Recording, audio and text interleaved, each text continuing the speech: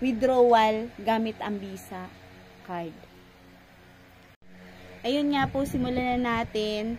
Bali, magkukwento ako guys. Sana makatulong sa mga naghahanap ng solusyon. Alam ko andito ka sa channel ko dahil gusto mong malaman ang solusyon about sa Visa card na ito.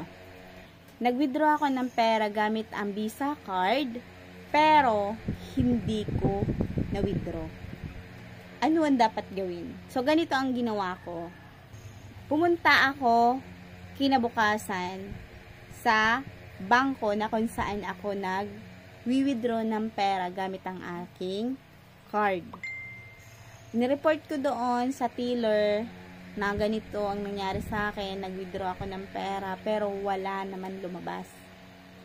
Ang ginawa nila, binigyan nila ako ng fill-upan, tapos nagpasa ako ng ID, 2 valid ID, tapos Xerox copy yun guys, and ipinakita ko yung, isinulat ko dun yung anong oras, anong araw, at yung reference ng araw ng pag-withdraw ko.